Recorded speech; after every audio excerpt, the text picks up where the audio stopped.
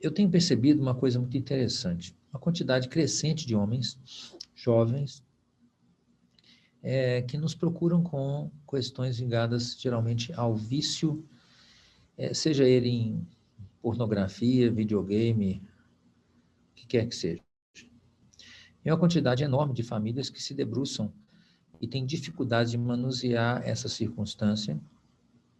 Quando não, o pai briga com a mãe briga com o pai, por conta dessa questão.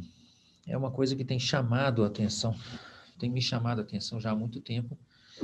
Eu não tenho uma grande experiência em lidar com pessoas viciadas, não foi desde o início um tema que na minha prática como médico, me chamasse muita atenção, mas recentemente eu tenho me deparado com isso cada vez mais.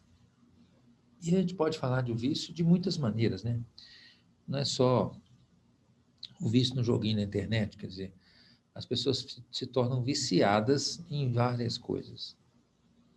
O curioso aí nesse caso é como é que a gente entende o vício sob o ponto de vista sistêmico e como é que a gente encontra saída para o vício do ponto de vista sistêmico. O Berto falou pouca coisa sobre isso e hoje eu vou me aventurar a me meter sobre essa questão e dar a vocês um pouco das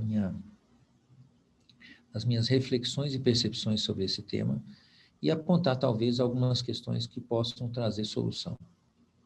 Quando a gente fala de vício, né, nós estamos falando de uma coisa que a pessoa faz repetitivamente a ponto de chegar um momento em que isso começa a interferir com o funcionamento normal da vida dessa pessoa. Ou seja, a gente erra a dose. E isso pode ser bebida, jogo, sexo, droga e rock and roll, né? Então a pergunta primeira seria o que é o vício? Acabei de definir para vocês o que eu acredito que é o vício. É uma coisa que a pessoa faz de maneira repetitiva e sistemática a ponto de atrapalhar ela a obter as coisas normais de sua vida funcionarem bem. Então, a pessoa começa a interferir na alimentação, no relacionamento de casal dessa pessoa, no relacionamento profissional, a vida dela para. Né? De alguma maneira, ela fica estagnada. Então, considerando que isso seria o vício, né? a gente vai entrar, então, dentro de um modelo qualquer para a gente poder entender como é que funciona o vício. E a primeira coisa que eu comecei a perceber, quando eu comecei a estudar isso, foram os estudos de um cara que escreveu um livro que eu li e achei maravilhoso. Esse livro não tem traduzido em português. Um professor chamado Alexander escreveu um livro chamado Chasing the Scream, né? E seria Acolhendo o Grito, né? Acolhendo a Dor. A tradução assim seria essa. E esse cara era um médico que trabalhava com drogaditos. E ele trabalhava utilizando uma técnica que hoje é bem conhecida no mundo daqueles que estão acostumados a lidar com drogadição, né? Que é chamado contenção de danos. Na contenção de danos, o que a gente quer fazer? A gente pega, por exemplo, uma pessoa viciada em heroína, né? Ou em anfetaminas graves. Essa pessoa vai morrer por causa desse vício. Então, para que a gente evite que ela morra por causa da heroína, porque a heroína é um negócio muito viciante, e o cara geralmente, depois de poucos meses de vício, ele acabou morrendo em função do vício, a gente quer trocar. O tratamento consiste em trocar esse cara, não para ele fazer com que ele fique livre do vício completamente, mas para que ele possa ter um vício que não mate. Então, muitas vezes, o que a gente faz, né, no sistema de contenção de danos, que é uma forma de tratamento para alguns viciados, é trocar uma droga muito letal, tipo crack, tipo heroína, né, por uma droga menos letal, tipo metanfetamina, né, ou um opiáceo tipo naltrexona, né, nandrolona, um outro opiáceo que dá um baratinho, mas não deixa o cara morrer de overdose, certo? E era isso que esse cara fazia no Canadá, onde ele era médico. E um dia aconteceu um negócio muito interessante. Na cidade onde ele trabalhava, aconteceu uma nevasca, como acontece às vezes no Canadá. E nessa nevasca, o que acabou acontecendo foi que o acesso, né, da cidade ficou fechado durante muitas semanas. Então, nada entrava e nada saía da cidade por conta da nevasca. Os médicos e outras pessoas que trabalham com drogados sabem da existência de um negócio chamado reação de retirada, né, ou síndrome de retirada, que é quando o cara está viciado em alguma coisa e você tira aquilo subitamente, o corpo reage a isso de uma maneira muito violenta. E no caso especificamente, né, do, dos opiáceos, por exemplo, né, eles desenvolvem uma coisa que a gente chama de síndrome do peru, né? O cara tem arrepia a pele inteira, tem tremores, às vezes convulsões. Então, esperava-se que aqueles pacientes lá do Dr. Alexander morressem, ou vários deles tivessem crises graves de retirada por falta da droga. E o que ele observou foi que pouquíssimos casos aconteceram. Então, a teoria corrente, né, até então, para ele, Dr. Alexander, é que as pessoas se tornam viciadas porque elas desenvolvem aquilo que a gente chama de dependência física da droga. Ou seja, se você tirar a droga, elas têm reações corporais tão violentas que elas, na verdade, passam tão mal que elas voltam para a droga por causa dessas reações violentas da síndrome de retirada. Mas o que o doutor Alexandre observou foi que isso aconteceu muito abaixo do estatisticamente esperado. Então ele ficou se perguntando se a dependência física das drogas era algo tão forte assim como os livros faziam a gente acreditar que era. E com isso ele resolveu fazer alguns experimentos para desafiar isso. O que ele fez? Ele pegou os estudos que haviam sido feitos sobre vício e dependência química, especialmente sobre dependência física, e foi revisitá-los. Olha o que ele descobriu. Que todos esses trabalhos, na maioria das vezes, eram feitos colocando-se um rato dentro de uma gaiola isolada e dando para ele alimento e água e uma outra vasilhame contendo água com droga, fosse cocaína, opiáceo ou que fosse droga viciante. E logo, logo o rato começava a tomar água com cocaína, por exemplo, e não queria mais tomar água sem cocaína e não queria mais alimentar. Ele só, quando ele ficava lúcido, ele voltava a tomar cocaína. E o negócio seguia desse jeito até que chegava um certo momento lá na frente, onde de repente o rato morria de fome, porque ele não parava para comer. E aí, o Dr. Alexander fez uma reflexão profunda sobre isso. Ele disse: bom, se alguém me trancasse numa gaiola, sozinho, com mais nada para fazer, e água e comida, e cocaína, eu também ia tomar cocaína, porque não tinha nada para fazer. Então eu ia morrer de tédio. Então ele propôs que o rato, na verdade, usava droga, não porque ele estivesse com dependência física da droga, mas porque ele estava com tédio, entediado, não tinha o que fazer. Então, esse Dr. Alexander fez uma coisa interessante. Ele criou uma gaiola social para os ratos. O que é uma gaiola social? Uma gaiola que tem tudo que os ratos gostam. Aqueles caminhozinhos para eles subir e descer, aquelas rodinhas para eles caminhar, rata, né? Coisa interessante, tá certo? E pôs os ratos lá e colocou as mesmas coisas. Colocou água, comida e colocou droga. E os ratos também, eventualmente, usavam um pouquinho de droga, mas logo eles paravam de usar e voltavam à vida social deles. Depois ele desafiou ainda mais, ele pegou ratos que estavam já 60 dias na gaiola isolada, ou seja, estavam fortemente viciados em droga, e colocou eles na gaiola social. E rapidamente o rato se reintegrava à comunidade daquela gaiola social e parava de usar droga. A conclusão do doutor Alexander foi que o contrário do vício não era a abstinência, e sim a desconexão social.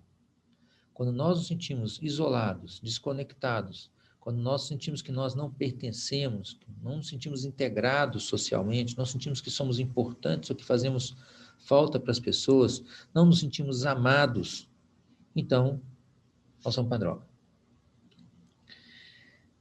Bom, isso é toda a verdade sobre o vício? Não, não é. Porque eu tenho observado uma série de situações específicas. né? Se fosse assim, toda pessoa que se sentia isolada, segregada, ela usaria droga, e não é isso que acontece. Na verdade, eu comecei, então, a observar algumas coisas e observei que, lógico, o vício, especialmente em drogas, está ligado a mais de uma dinâmica. Mas quando a gente fala de vícios em geral, revisitando aquilo que o Beto falava a respeito, nós podemos observar que, de uma maneira geral, ele dizia sempre a mesma coisa. Ele dizia, para o vício, ou sobre o vício, a peça fundamental é o pai. O que ele queria dizer, assim, que o pai trazia, geralmente, uma solução para as pessoas que tinham vícios. E a gente observa também que, muitas vezes, nas situações onde alguém fica viciado, essa pessoa, realmente, ela despreza, de alguma maneira, o pai. Isso eu observei muitas e muitas e muitas vezes. E vocês não precisam acreditar em mim, tá? Vocês podem chegar às suas próprias conclusões observando o que acontece nas famílias onde a gente vê pessoas que estão viciadas. Bom, a parte interessante aí foi perceber por que o pai é tão importante, tá certo? O que o pai tem, vamos dizer assim, né? Que, vamos dizer assim, de alguma maneira, protege contra o vício, tá? Eu fiquei observando isso ao longo dos últimos 2 ou 3 anos e tenho feito as minhas próprias observações nesse sentido. Observa o que geralmente faz as pessoas digamos, se viciarem, tá? Eu observei que existe uma coisa em comum em todo vício. O vício, geralmente, é uma coisa que premia a gente de alguma coisa, dá um prazer, por um lado, mas quase sempre o vício reduz o impacto, digamos assim, da frustração na nossa vida. Vamos imaginar uma situação real qualquer. Mas também podemos imaginar uma situação imaginária de um jogo. Digamos, você joga uma moeda para cima, tá? Essa moeda cai, e se ela der cara, você ganha 50%. Se ela der cara coroa, você perde 50%. Certo? Se você jogar 100 vezes, qual a chance de você perder tudo? Mas observa, se eu jogar 100 vezes e apostar, vou te dar R$ 1.000, você vai jogar 100 vezes, tá bom? E eu vou quebrar seu galho. Você quer cara ou coroa? Suponha que você queira cara, tá? E aí eu vou fazer o quê? Eu vou te dar 55%. Quando você acertar, você vai ganhar 55%. Quando você perder, você vai perder só 45%. Beleza? E eu vou te fazer o seguinte desafio: joga a moeda para cima 100 vezes e vai apostando esses R$ 1.000 aí nesse negócio. No final das 100 vezes, você acha que você vai ter um dinheirão ou vai ter perdido tudo? Perdido. Pela sua descrição, perdi tudo. Vocês podem simular isso. Perdi tudo. Uma planilha do Excel, por exemplo. Você vai perder tudo. Antes de chegar lá pelas 50 vezes, você já perdeu tudo. Se você tiver que apostar todo o dinheiro, com certeza, rapidamente você perde tudo. Por quê? Porque, veja bem, se eu jogo a moeda para cima e apostei R$ 1.000, se eu ganhei R$ 2.000, tá certo? Mas quando eu perco, vamos supor que eu comece perdendo, tá? Então, eu joguei para cima e perdi 50% do que eu tinha. Eu fui de 1.000 para 500 conto. E a próxima vez, se eu perder de novo, vou pôr para 250. Quantas vezes eu tenho que ganhar para poder subir de 250 para 1.000 outra vez? Então, esse jogo é um jogo interessante, porque mostra para nós que o jogo da vida, e com razão, nós somos mais avessos à perda do que somos dispostos ao ganho.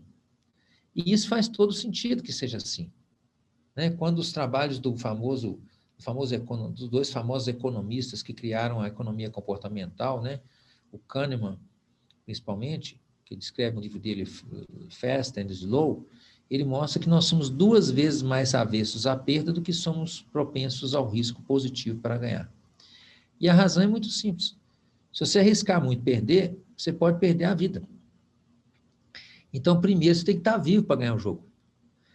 Ou seja, nós todos temos uma tendência a não arriscar para não perder por uma questão de sobrevivência. Ora, esse movimento, tá? entretanto, é o movimento da vida. Quando uma criança fica em pé e ela caminha na direção de um doce que ela quer, e ela consegue chegar lá, ela ganha o prêmio do doce, certo? A pergunta é, quantas vezes ela tem que cair até aprender a andar para finalmente ganhar o doce? E que hora que na vida você ganha o prêmio antes de começar a arriscar? Então, para chegarmos à competência da vida adulta, para qualquer coisa, nós vamos ter que falhar muitas vezes. A criança, até chegar a andar, ela tem que engatinhar muito, depois ela tem que andar e cair um tanto, e só depois de um tanto de vezes que ela caiu, ralou, etc., que ela consegue a competência suficiente para caminhar e chegar a pegar o doce lá que ela queria. Então, na vida, geralmente, o prêmio vem no fim, nunca vem no começo. E para alcançar o prêmio, você tem que ser competente o suficiente para poder construir no caminho até chegar no prêmio. Então, vamos lá. Isso significa que nós temos que aprender, nós temos que ser competentes para poder finalmente chegar no prêmio. Estão me seguindo até aqui? E o que isso significa na prática? Quando você levanta e caminha na direção da mesa onde está o doce, e você cai, você perde alguma coisa? Dá um palpite furado aí. Quando eu vou em direção ao doce e eu caio antes de conquistar o doce? Não perco. Perde, sim. Rala o joelho. Dói, bate a cabeça. Quem não tem um furinho aqui no queixo, aqui, ó, porque não brincou quando era criança. Todo mundo que cai aqui, garra, machuca, tem uns cortes na cabeça. Tá? Quem nunca quebrou um braço e subiu na árvore? Tá? Então, assim, na verdade, sim, a gente perde. Então, expor-se ao risco necessário para aprender também nos expõe a uma coisa muito importante. Como alguém diz aqui, ó, perde o tempo, né? Não consegue ganhar, gasta tempo, perde a coragem, deixa de ganhar, etc. Ou seja, essencialmente, nós podemos dizer que aquilo que acontece quando nós nos expomos o necessário para poder aprender é que nós também ficamos expostos a uma coisa chamada frustração. Não tem jeito de ficar livre da frustração. Certo? Certo? Não, é errado. Quando você vai no videogame, tá? Você consegue ficar livre da frustração. Porque quando você morre lá no videogame, o que você faz? Você aperta o botão e começa de novo. E como é que você faz quando você está usando droga? Você pedala. Então você lida bem com a frustração, não? Você aprende a lidar com a frustração. Você tem que estar exposto. Você tem que estar exposto. Você tem que tomar a frustração e aprender com ela. Mas quando existem mecanismos ou para amortecer a frustração, ou para pedalar a frustração, tá? Por exemplo, quem aqui já não ficou de ressaca que os seus amigos lá na época da sua adolescência falaram assim, toma mais uma que você rebate, né? Ou seja, você toma um outro pileque em cima da ressaca para poder pedalar os efeitos desastrosos da ação anterior. Então, o que acontece muitas vezes no mundo da droga é isso, você pedala os efeitos da frustração, ou no caso do jogo, o jogo é desenhado de uma maneira a amortecer a sua frustração. Então, nós vamos começar a perceber que quase sempre o que acontece nessas situações de vício é que a pessoa não consegue lidar bem com a frustração. De alguma maneira, ela não foi ensinada a lidar com a frustração, ela não foi temperada na forja da frustração, vamos dizer assim. E o que é a frustração? Não foi do meu jeito. A frustração é o feedback da vida, tá? A frustração não foi do meu jeito, não foi agradável, não foi o que eu esperava. Então, aqueles que são alunos aí sabem muito bem quando eu falo e descrevo a dinâmica da birra lá atrás como uma dinâmica básica que nós encontramos muitas vezes por trás de muitas dinâmicas difíceis que a gente tem que enfrentar, é que quando somos pequenos e temos uma necessidade, a gente expressa essa necessidade, por exemplo, chorando. A criança está com fome, ela chora, a mãe vai e atende.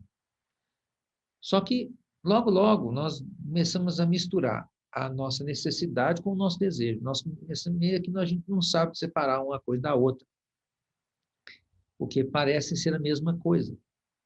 E aí, quando passar do tempo, o que acaba acontecendo, nós não só esperamos que a mãe nos atenda em relação à nossa necessidade, nós esperamos que ela nos atenda também em relação aos nossos desejos.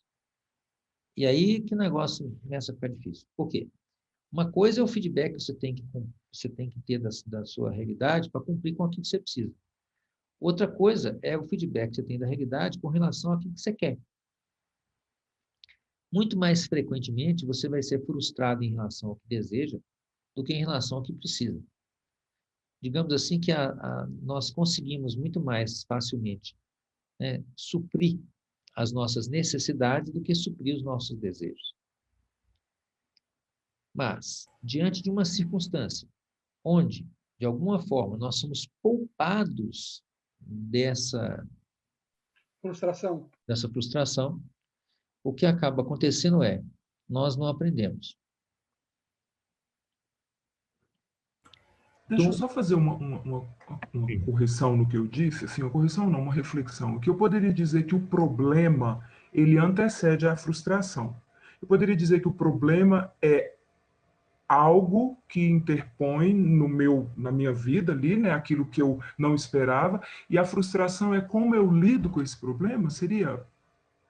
A frustração é, ai, que saco, né, não aconteceu do jeito que eu quero. Von Neumann, que é o pai da cibernética, dizia o seguinte: não existe aprendizagem sem feedback.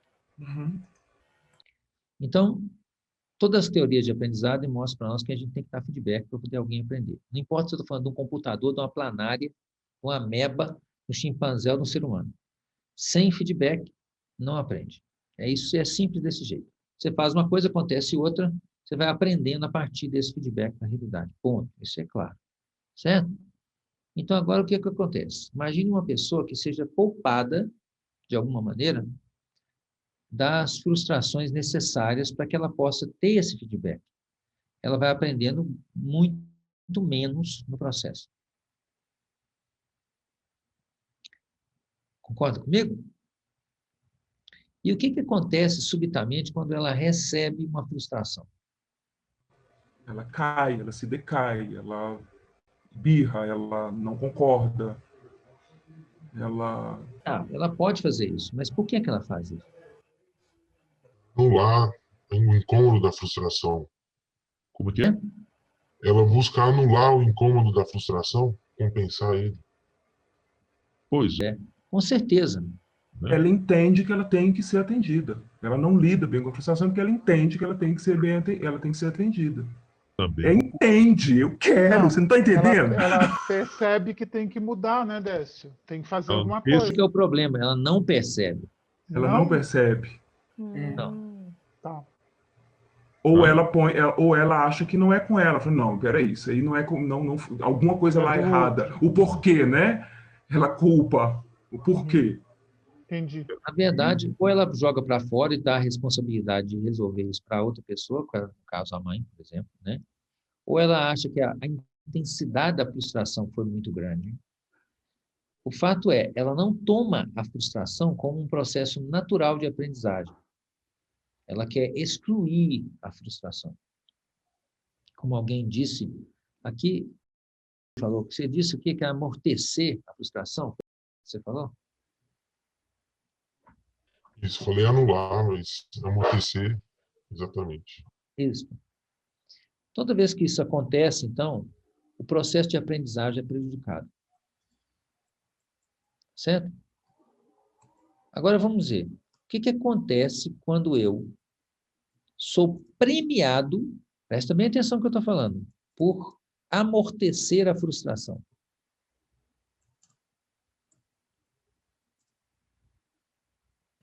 A tendência de comportamento repetido. Não é assim? Tudo que eu sou, o Pavlov lá já dizia o seguinte: você batia um sino, dava carne para o bicho, ele salivava, né? Reforço positivo. Reforço positivo. E cada vez mais inocente, né? Frustração não para, né? quando acontece a frustração, eu ainda dou uma birra, eu sou premiado por dar uma birra. E a exigência vai aumentando. A inocência e a exigência, né? Então, agora eu pergunto para vocês: existem circunstâncias onde a pessoa reage tão negativamente à frustração que ela adoece?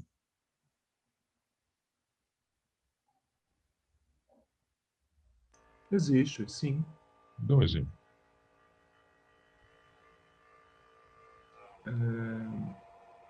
Por exemplo, uma pessoa que recebe um fora, vamos dar um exemplo simples, ela não consegue, não é correspondida por aquele amor, por aquela paixão, e ela adoece e fica de cama, inclusive.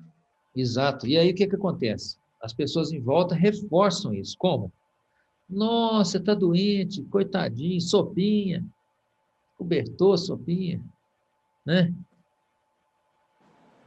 É porque esse homem não te viu direito. Ele ainda vai ver, que ele vai te ver todas as qualidades que você tem. É ele que não está vendo. Você é a mulher certa.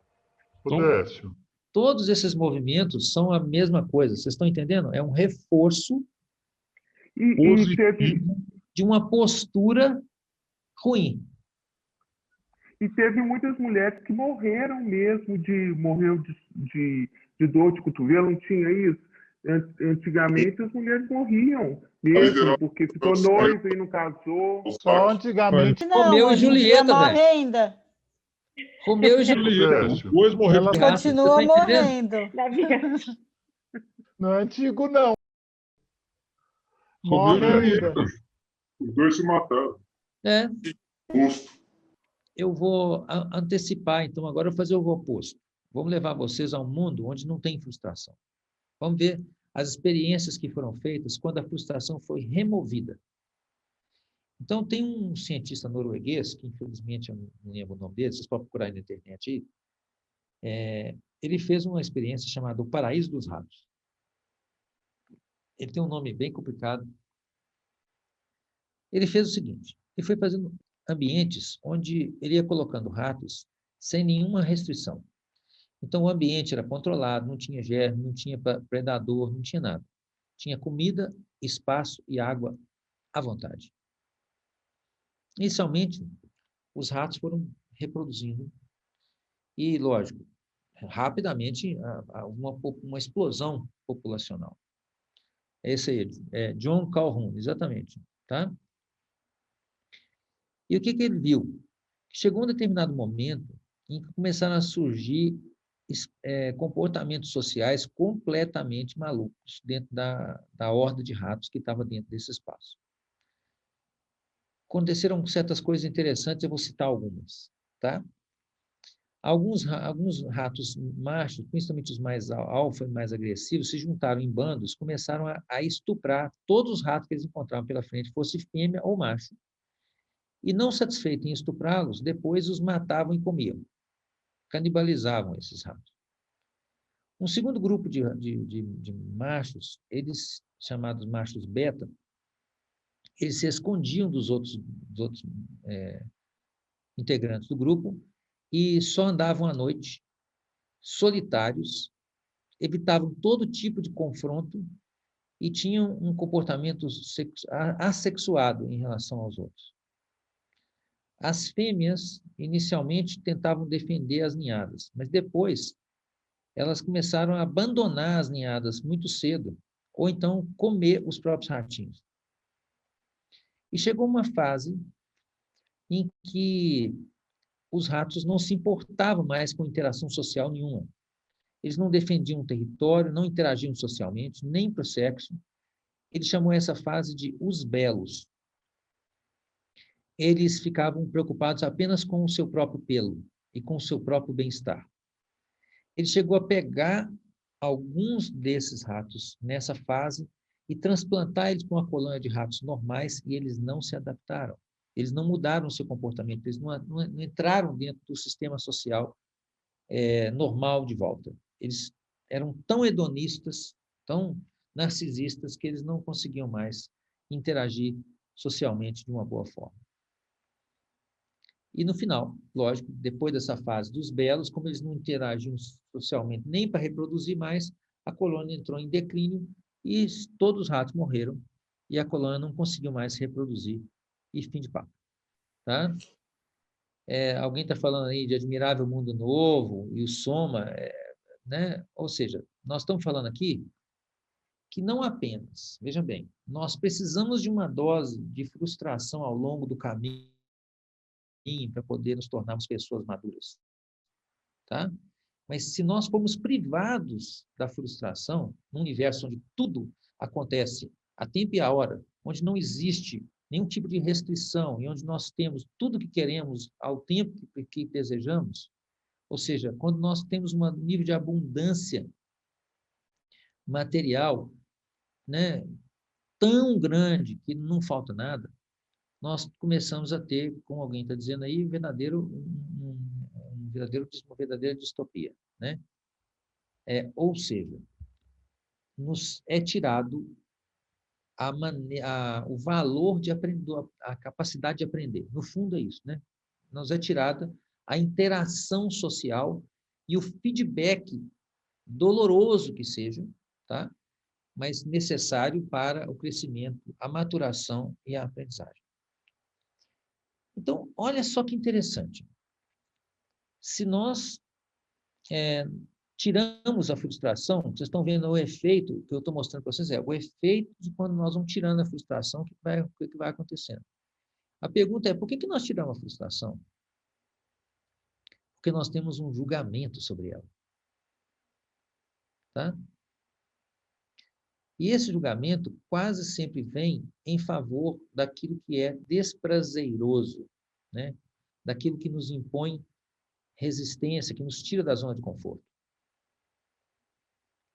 Aí eu pergunto, normalmente, e eu vou dizer normalmente como uma palavra estatística mesmo, normalmente, entre o pai e a mãe, quem consegue nos impor mais frustração com menos esforço? Pai. Pai. Pai. Acho que não tem dúvida sobre isso, tem?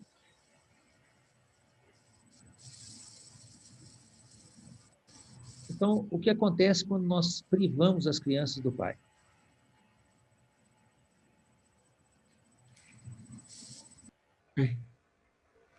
Ela fica sem frustração, né? Você diminui. Ficam sem uma série de possibilidades de aprendizado. Exatamente. Você tira deles uma série de possibilidades de aprender. de aprender. Isso aí. É daí que vem aquele ditado menino criado com vó. Percebeu? Realmente, menino Vai criado com pior ainda. Vai pior. atrapalha tudo. Danou-se. Não deixo nem chorar. Então, nós começamos a perceber que, entendam, estou falando aqui de uma maneira bem geral, e se a gente for para os casos específicos, pode ser que em algumas famílias isso é até invertido. Já vi que situação onde o pai age como mãe e a mãe age como pai, mas está tudo bem. Os lados geralmente estão equilibrados. Isso. Mas o que acontece quando eu tiro um lado?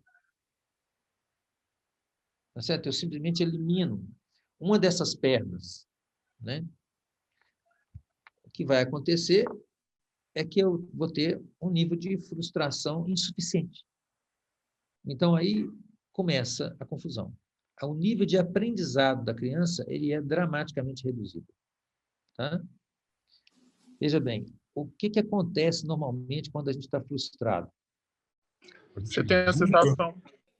Você julga a frustração. É uma possibilidade. Outra possibilidade que acontece é alguém querer nos dar um reforço positivo para a frustração, ou tipo uma compensação. Tá? Ou caiu, bilu-bilu, meu amor, vem cá, um pirulito para você. Sacou? Ou seja, nós tratamos a frustração com um julgamento em cima dela, sem tomar ela pelo que ela é. Se vitimiza, né, Décio? É um exemplo de possibilidade. Mas, Outra possibilidade é ficar revoltado com a frustração. Algumas pessoas podem fazer isso. Mas é o que acontece depois da frustração que determina o que vai se dar a partir daí, e não a frustração em si. Mas se, por exemplo, o filho que repete de ano, o pai lá vai lá e paga para ele passar.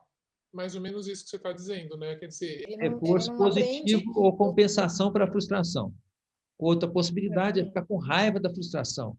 Outra possibilidade é rechaçar a experiência. Enfim, a frustração em si é só o feedback da vida. O que nós fazemos com isso depois é que cria ou não cria maturação e aprendizagem. É a fuga também. Me entende? É, fuga. Contra a fuga. Aí você cai no vício. Se Aí- sentir rejeitado. Cabra bom. Agora nós estamos entrando dentro do espaço. Então, agora vamos pensar o seguinte. O que acontece quando você vai frustrar? Basicamente, nós temos dois caminhos. Eu diria talvez um terceiro. Beleza? O primeiro deles é, eu ajo de maneira a retroagir ao meu modus operandi antes da frustração. Então, normalmente, quando nós fixamos a culpa em uma coisa, nós tendemos a rechaçar a experiência. Então, isso, o que acontece? A frustração é inútil, porque nós voltamos ao padrão originário que causou a frustração sem modificar em nada a nossa maneira de atuar. É como se não tivesse acontecido. Eu jogo o feedback fora, eu cancelo, eu excluo a experiência. Essa é uma possibilidade. Outra possibilidade, é o que eu chamo de andar para a frente, né? Eu incorporo a experiência, aprendo com ela e agora, a partir disso, eu tenho mais possibilidades de atuação. Eu cresci, eu aprendi com a experiência da frustração. Então, esse tipo de circunstância nos mostra que nós começamos a ter uma situação bem delicada em relação à maneira como as pessoas lidam com a frustração. Se nós não ajudarmos elas a saírem desse ciclo, elas ficam presas dentro desse padrão, como ele falou muito bem. Ela fica repetindo aquele negócio. E aí nós temos que ajudar ela a sair desse lugar. O problema é, se nós entendemos que o certo, quando uma pessoa responde mal a uma frustração, é fazer bilu-bilu para ela, ou seja, ter algum tipo de reforço positivo, e nós não aceitamos como sociedade, na nossa cultura, parar de fazer isso, porque nós achamos ou julgamos isso como moralmente cruel, então não existe saída. Porque a pessoa não vai ter um caminho de saída para isso, né? Socialmente, ela vai ser premiada por se manter naquele mesmo ponto, naquele mesmo lugar.